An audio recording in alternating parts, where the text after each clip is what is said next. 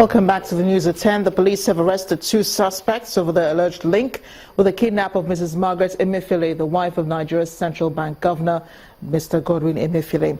Mrs Emefiele was kidnapped on Thursday at the Edo State end of the Agbo-Benin Expressway alongside 2 of her relatives and her driver. The kidnappers had demanded the sum of 100 million naira ransom before they were smashed at 1:30 a.m. by the police while combing the forest around Agbo. 56 years after independence, Nigeria's economy is bigger and more advanced than it was on the 1st of October 1960. But nearly 6 decades on, the largest economy in Africa has largely failed to deliver on the basics of the Human Development Index. We're talking water, education, employment, transportation, primary healthcare, among other indices set for developing countries by the United Nations Development Programme. This report highlights some of the socio-economic milestones of the past 56 years and what is considered as the road ahead for Africa's most populous country, Nigeria. Channel's business editor Bosun Omofaye reports.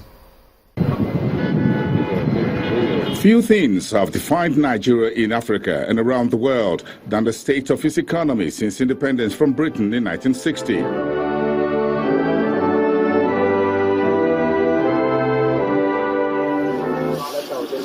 Rich in agriculture, mining resources, a landscape full of enterprising population, and the fortunes of crude oil discovery just before independence.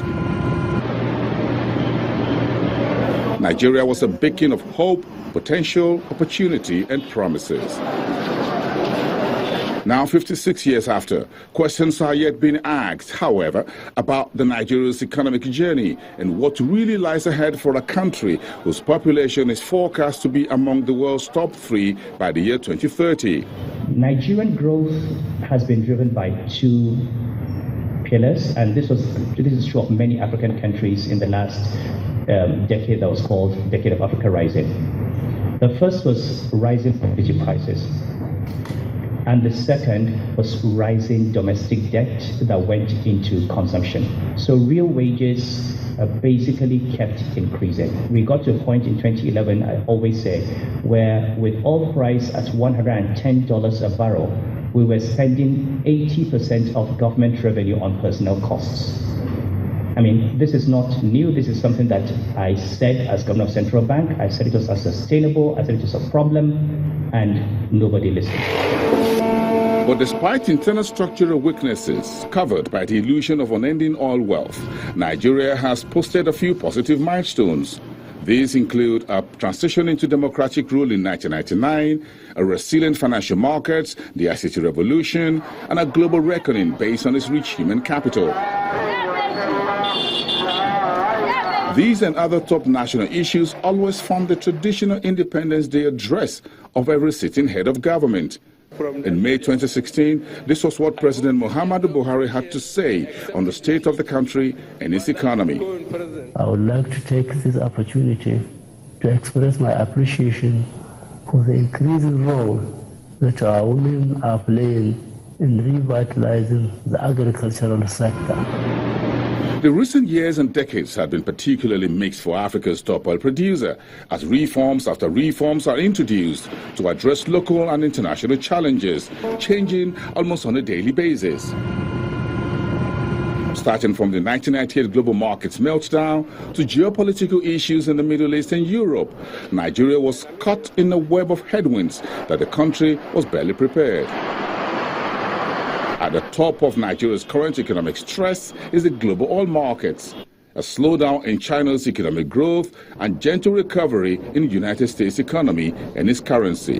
The subdued global growth prospects is traced to persistently weak fundamentals, mainly in emerging markets and developing economies, mostly due to soft commodity prices, diminished investments, contracting trade, weak demand, and rising inflation.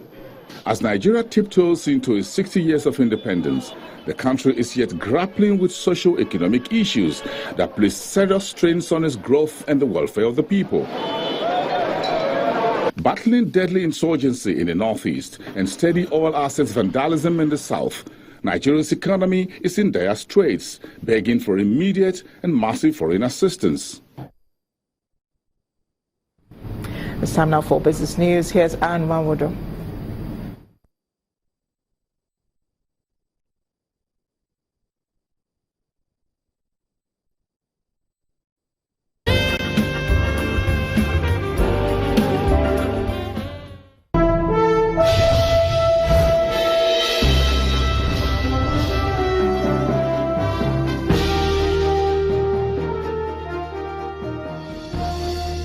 Happy Independence, Nigeria, and welcome to Business News.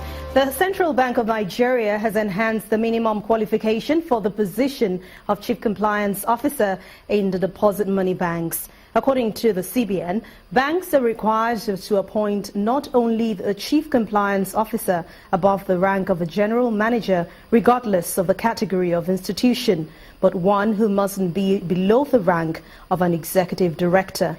The financial regulator says this is to ensure strict compliance with all extant regulations, especially those relating to foreign exchange transactions, Financial Action Task Force, anti-money laundering and combating the financing of terrorism. The Institute of Chartered Accountants of Nigeria is asking the federal government to constantly review its economic policies. At a meeting with the Minister of Finance, Mrs. Kemi Adeosun, in Abuja, the president of ICANN, Mr. Titus Shueton, emphasized the need for government to evaluate its various initiatives to appraise their effectiveness and reshape their operations. According to the advisory body, the injection of extra liquidity will stimulate economic activities and lead to better productivity. The institute is also thinks that the sale of national assets should be considered as a last option after all alternatives have been considered. The Minister of Finance reiterated government's determination to pull the economy out of recession. It's a third successive week of upbeat performance as Nigerian equities market ended the month of September up by 0.31%. The all-share index closed Friday's session at 28,335.40, while the market capitalization increased to 9.73 trillion naira. A turnover of 1.28 billion shares worth 9.3 billion naira were exchanged in 15,258 deals by investors. Market breadth was positive, with 35 gainers against 32 losers. Continental Reinsurance, FCMB and Livestock Feeds were the top volume traders for the week, accounting for 463.64 million shares. Nigeria's foreign exchange reserves now stands at $24.59 billion. That's according to data from the Central Bank of Nigeria, which shows that the reserves declined by 3.37% from the previous month as the bank stepped up its intervention to prop up the ailing naira. The forex reserves dropped by 3.84% to $24.61 billion on September the 27th. That's the lowest level it has gone in more than 11 years. This decline in external reserves follows CBN's almost daily interventions at the interbank forex market. And that ends business news for this week. Thanks a lot for watching. I'm Anne Umawado. Back to you, Marachi.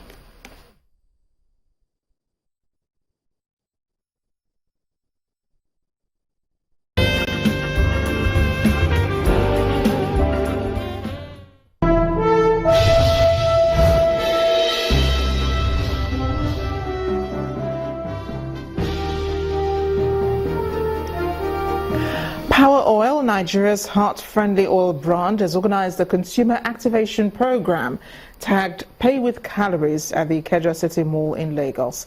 Makers of the heart-friendly oil brand say this is in support of the World Heart Federation's drive to help reduce premature cardiovascular disease deaths by 25% in 2025.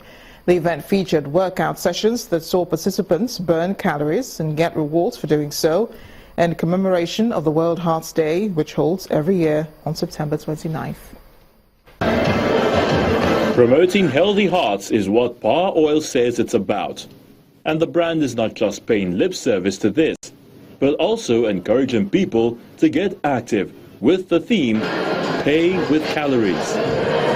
And so, at this venue in Lagos, it's time for individuals and families to work out and burn calories in a fun atmosphere in commemoration of the World Heart Day.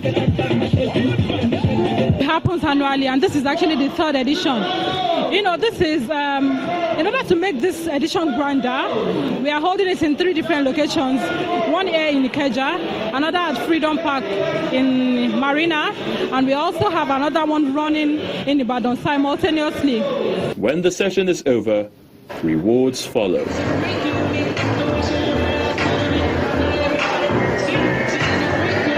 After doing that, the little exercise, I was rewarded, with some, bountiful packages. And thanks to Power Oil, for doing this kind of thing, for giving back to the community. I feel great because for a long time I've not exercised, and this is a great opportunity for me to partake in the exercise. And makers of the heart-friendly oil say there are other initiatives. Is actually on a long-term mission to encourage people to live a healthy lifestyle, particularly a lifestyle that has to do with a good heart condition. And we have a lot of heart-fortifying initiatives to back that up. We have the walkathon, we have the health camp with 10 locations pan-Nigeria. For Power Oil, this program is born out of the necessity to encourage Nigerians to maintain healthy cholesterol level, as well as lower the risk of blood pressure and heart-related ailments through rewarding incentives. It does seem the doctors are in the house today. The Nigerian Association of Orthodontists has held its 10th annual scientific conference in Lagos to tackle contemporary management of the adult orthodontic patient. Participants discussed general problems of irregularities of the teeth and jaws in adults and how such irregularities affect the individual socially. Dental practitioners populate this room for Nigerian orthodontists' 10th anniversary. But specialists in the field have come from as far as Ghana, Cote d'Ivoire, and South Africa. There are even experts from other disciplines in the medical field. Orthodontics, a specialty undertaking after studying dentistry, deals with the treatment of crooked teeth and improper bites, usually with braces and aligners.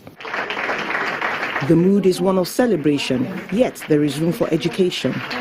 One of my favorite questions when I was chief examiner in internal medicine at College of Physicians was, what are the diseases you can do? What systemic diseases can you diagnose by looking at the teeth?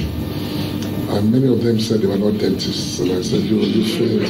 Sorry. Because that smile can give you so much information as to what is going on internally.